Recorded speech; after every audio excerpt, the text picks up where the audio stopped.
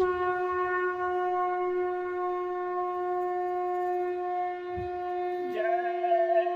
गुरुदेव। जय गुरुदेव। जय गुरुदेव। जय गुरुदेव।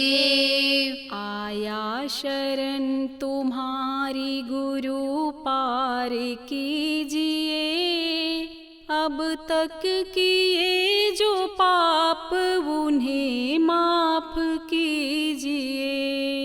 आया शरण तुम्हारी गुरु पार कीजिए, अब तक किए जो पाप उन्हें माफ कीजिए। आया शरण तुम्हारी गुरु पार कीजिए, अब तक किए जो पाप उन्हें माफ कीजिए।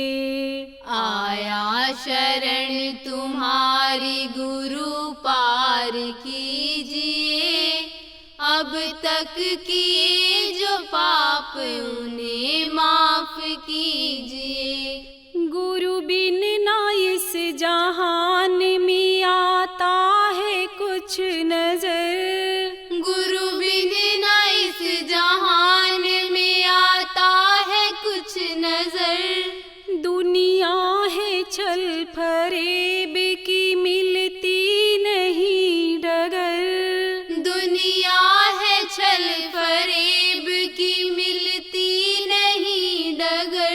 किस्मत से आप मिल गए उधार कीजिए, अब तक किए जो पाप उन्हें माफ कीजिए। किस्मत से आप मिल गए उद्धार कीजिए, अब तक किए जो पाप उन्हें माफ कीजिए। मतलब की है दुनिया कोई अपना है नहीं, मतलब की है दुनिया कोई अपना है नहीं। जाना है खाली हाथ संग जाएगा कुछ नहीं, जाना है खाली हाथ संग जाएगा कुछ नहीं। कामादि दुश्मनों को स्वामी मार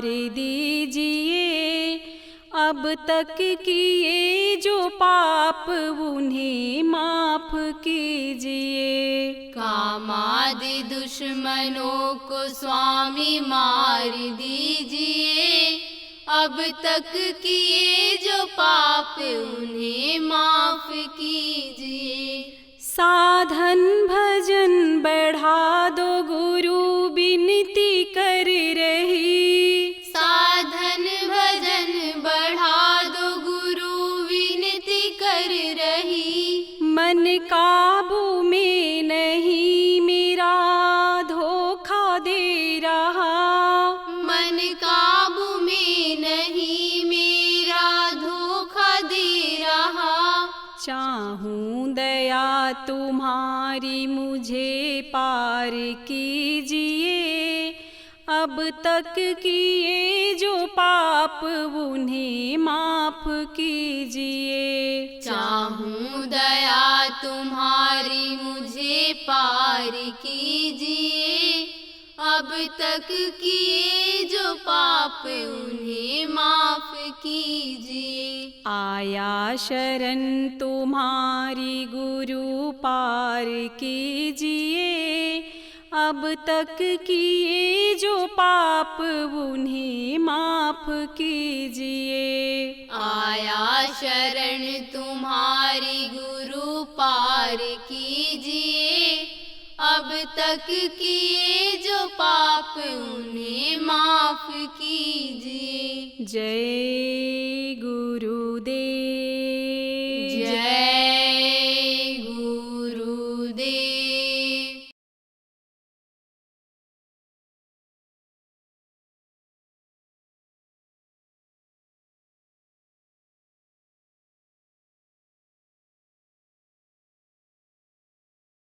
लक्ष्मी और गणेश की पूजा भी आज होती है। तो ये जो पढ़े लिखे लोग हैं, पुराणों को पढ़ते हैं, जानकार हैं, इतिहास को पढ़ते हैं, वो इसको बताते हैं लोगों को, इसकी जानकारी कराते हैं। तो ये पौराणिक कथाओं में क्या आता है कि दुर्वासा ऋषि ने इंद्र जो देवताओं के राजा हैं, उनको उन्होंने सुगंधित पुष्प की माला भेंट किया था, यानी खुशबूदार फूलों की माला भेंट किया। जैसे लोग फूल देते हैं, फूल माला देते हैं, कोई आता है या किसी के यहाँ जाते हैं, गुलदस्ता देते हैं फूलों का, ऐसे ही उन्होंने उनको दिया। तो उन्होंने इनका अपमान कर दिया।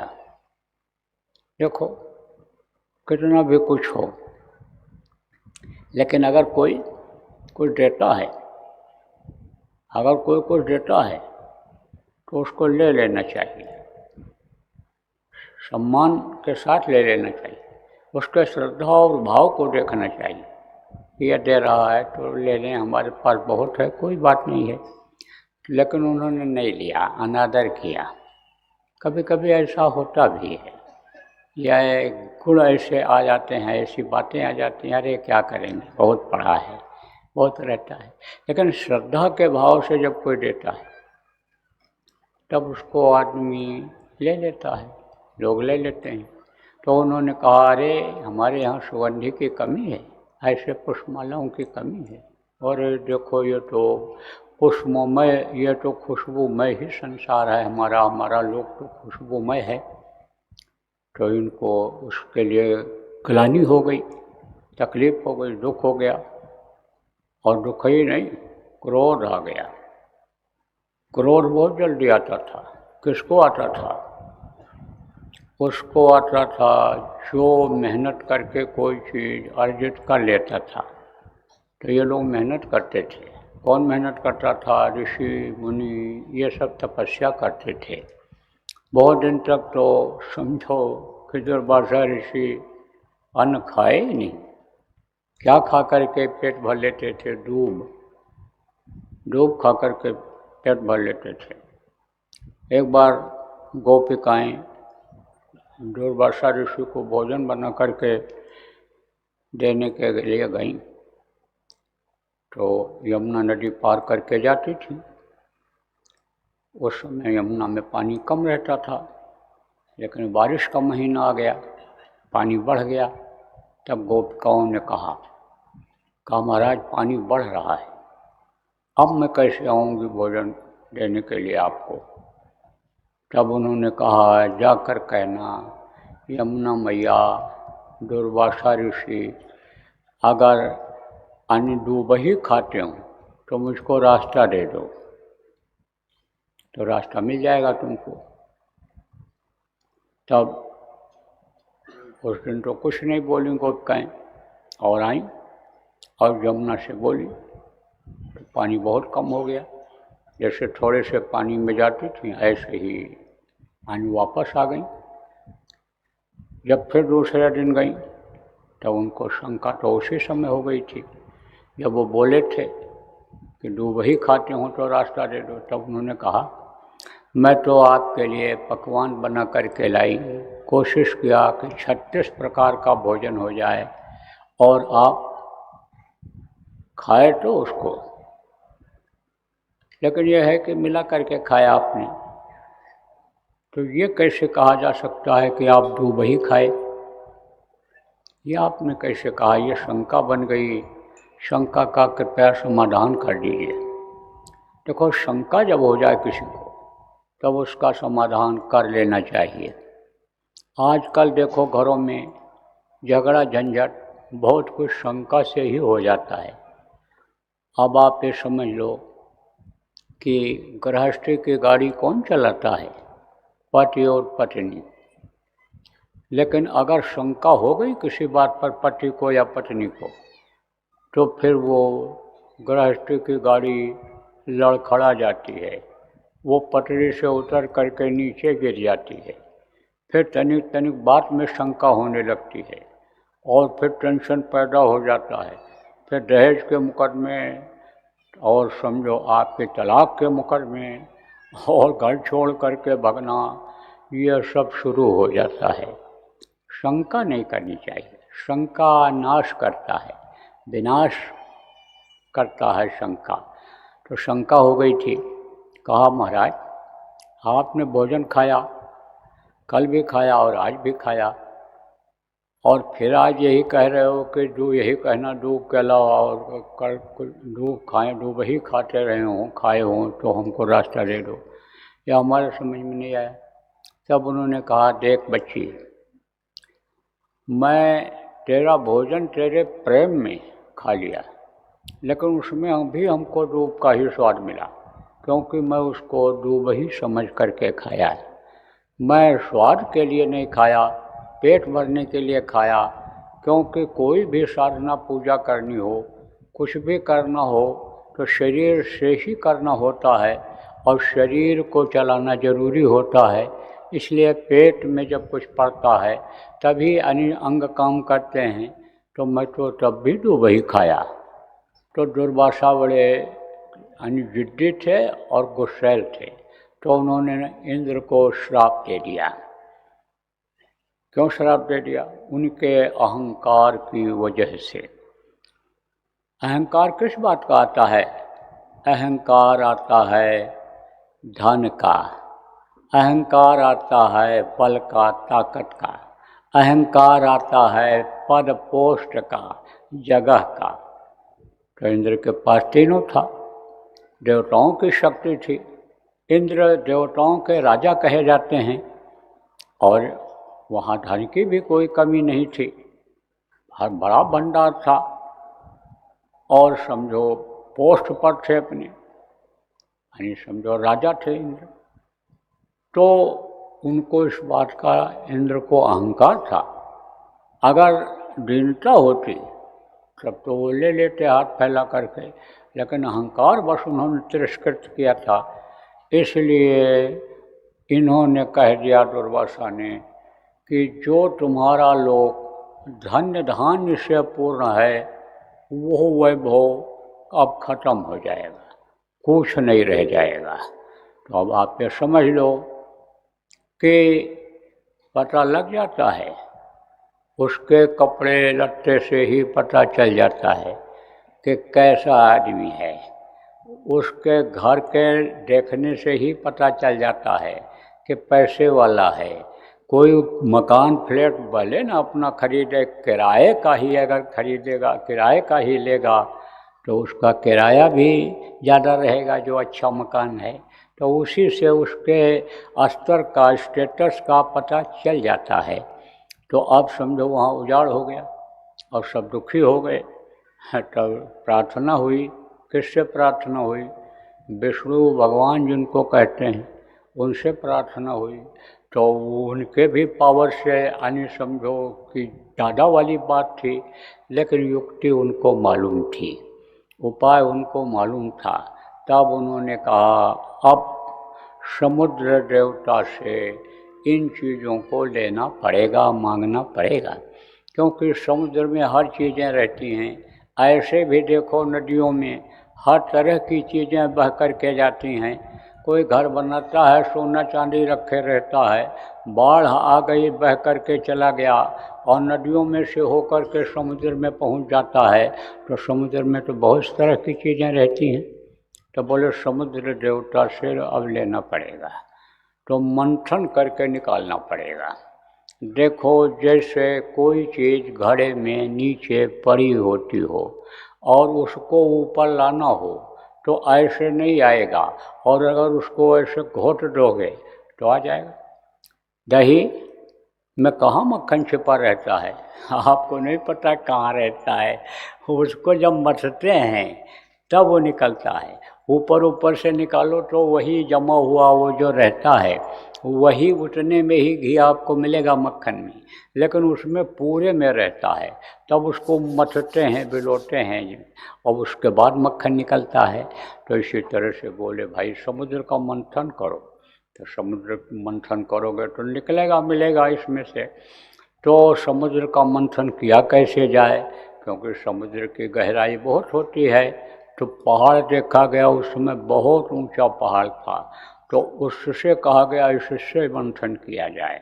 अब वो रस्सी कहाँ से मिलेगी खींच करके ऐसा मंथन करने वाली, तो समझो फिर वहाँ से पाताल लोक में एक जो है सांपों का लोक है, जहाँ शेषनाग अन्य समझो कि राजा हैं, तो वो सांप को लाए उसमें लपेट करके और समुद्र को मंथन किए। तो 14 रत्न उसमें से निकला था, श्रीपत रंभा बारुणी आम्य बद्र गजराज कल्पद्रुम सरसेन मंथन विश्वबार, ये 14 रत्न निकले थे।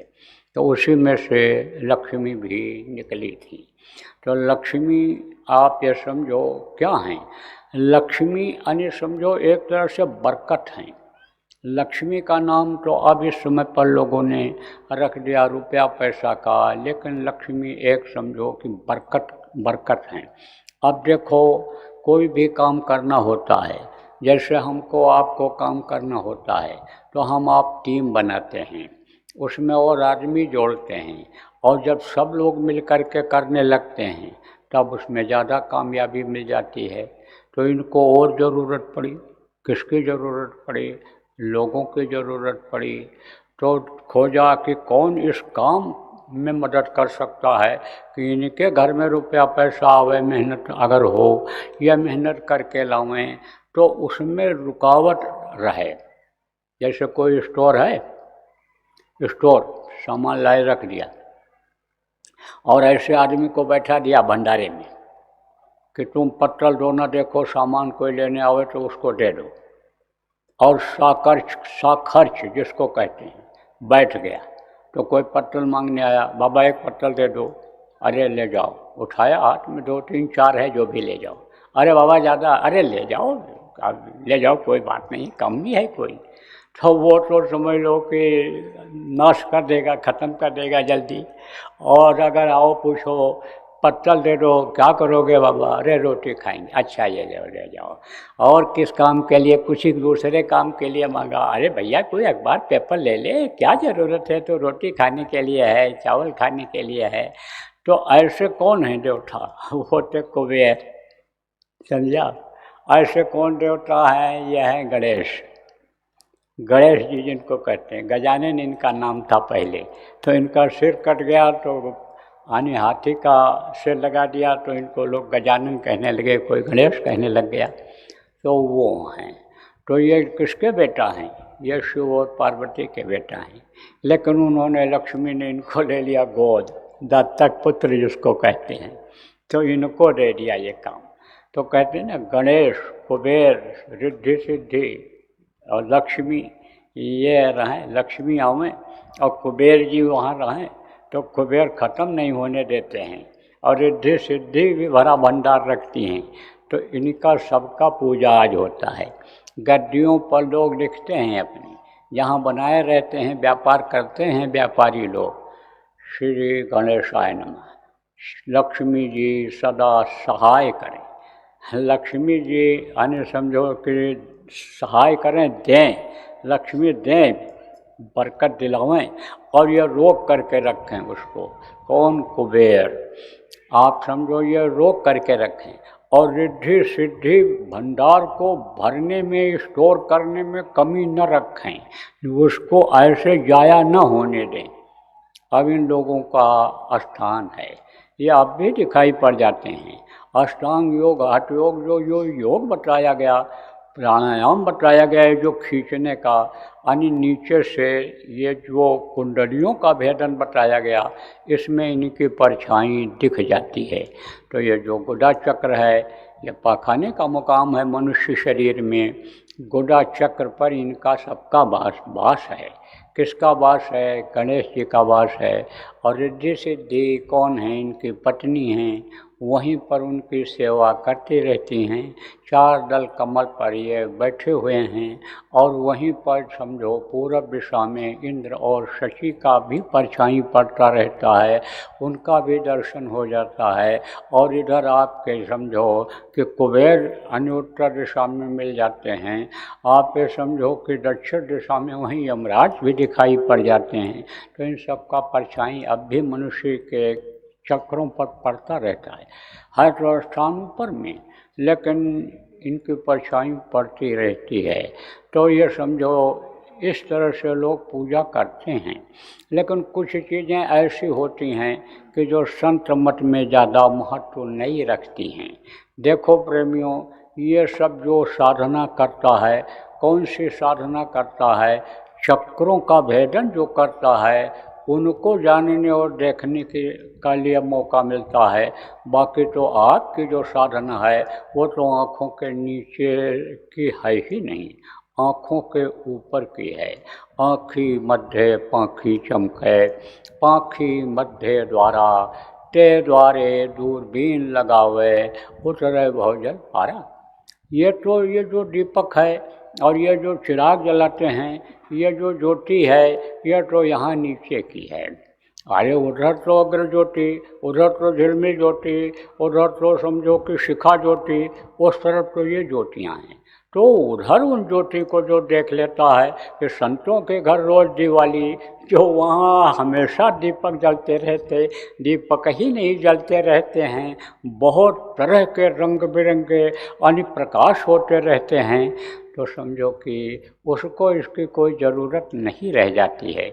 आप ये समझो कि जैसे दीपक जलाते हैं घर में, अब दीपक जलाओगे तो रोशनी थोड़ी ही दूर रहेगी, लेकिन अगर उसमें हाइड्रोजन जला दो तो पूरा कमरा रोशनी से भर जाएगा।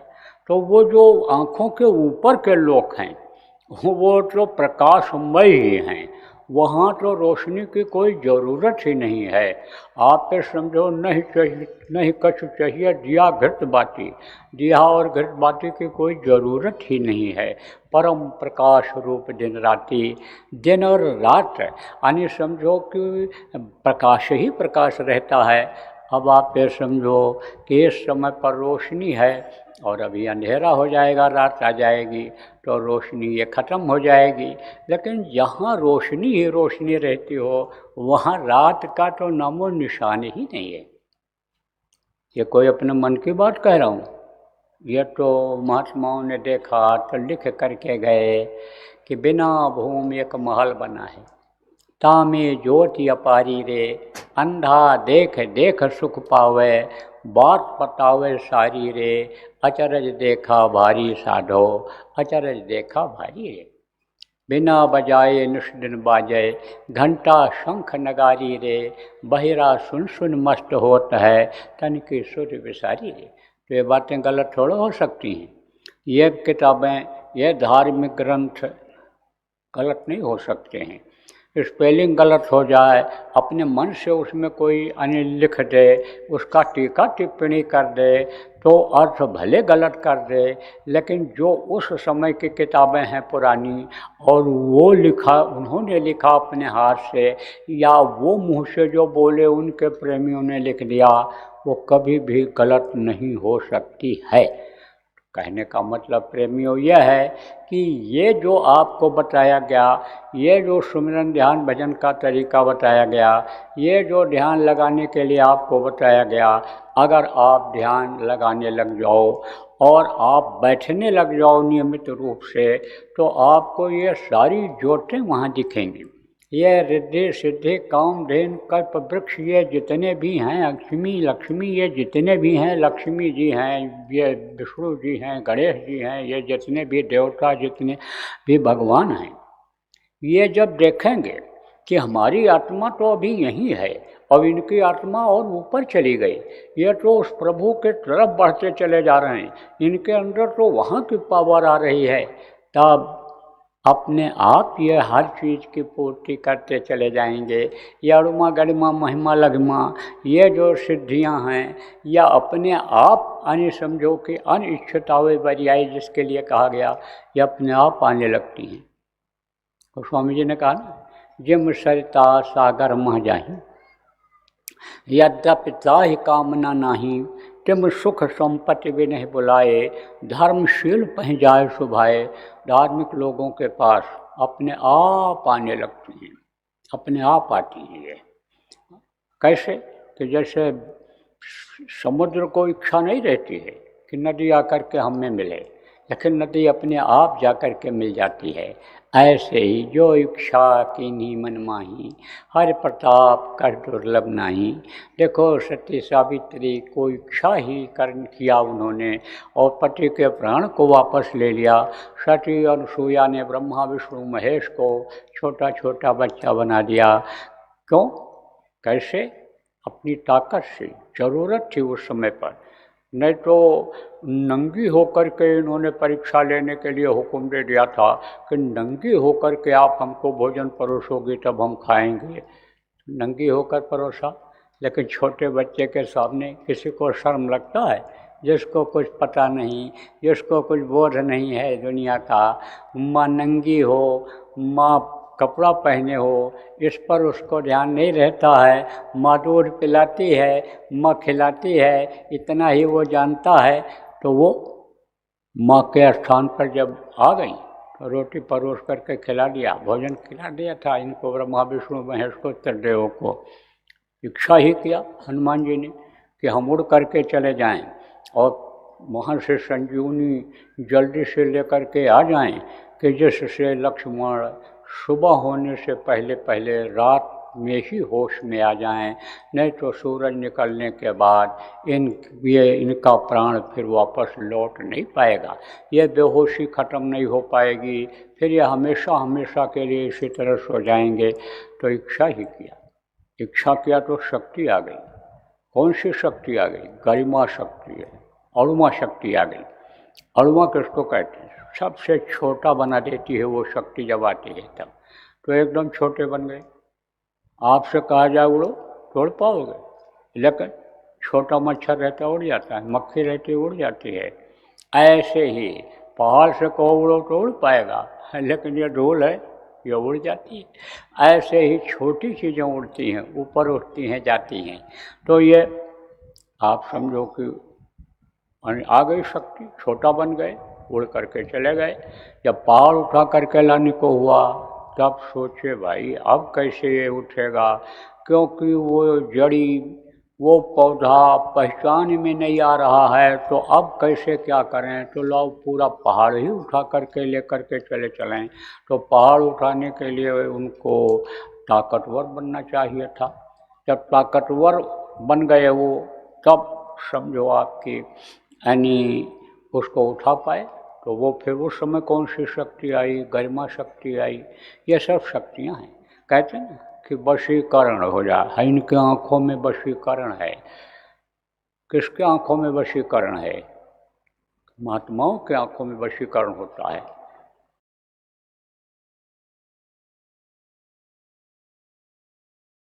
छोटे बच्चों की आदत डालो। किस चीज़ की आदत डालो? ध्यान भजन की नहीं करेंगे, नामदान वो सुन के भी जाएंगे तो वो याद तो कर लेंगे, लेकिन करेंगे नहीं। क्या करेंगे? वो नाम धुनी करेंगे। तो जय गुरुदेव नाम जब रट जाएगा तो कहीं मुसीबत में भी अगर जय गुरुदेव नाम मुँह से निकल गया तो आपकी जो ये चिंता बनी रहती है कि पढ़ने के लिए बच्चा जा रहा है, ठीक ठाक वापस आएगा नहीं आएगा, जो फिक्र बनी रहती है कि आज के युग में पता नहीं कौन शराब पी करके बाइक चला दे, चढ़ा दे, गाड़ी चढ़ा दे, क्या कर दे, उस समय भी बचत गुरु महाराज की दया से प्रेमियों, बच्चों और बच्चियों, उन बच्चों का अगर मुँह से जय गुरुदेव नाम निकल गया तो बचत हो जाएगी। इसलिए आदत डालो। जय गुरुदेव। सरकारी व गैर सरकारी अनुदान के लिए बिना सत्संगियों के सहयोग द्वारा जनहित के कार्यों में लगी हुई बाबा जय गुरुदेव धर्म विकास संस्था का मुख्यालय पिंगलेश्वर रेलवे स्टेशन के सामने मक्सी रोड, उज्जैन, मध्य प्रदेश में है। यहाँ पर सत्संग व नामदान का कार्यक्रम होता रहता है। अतः आप श्रोताओं से अनुरोध है कि बाबा उमाकांत जी महाराज के आश्रम उज्जैन एक बार परिवार सहित जरूर पधारिएगा। आपके सुझाव के लिए व्हाट्सएप नंबर 9575600700। जय गुरुदेव, जय गुरुदेव।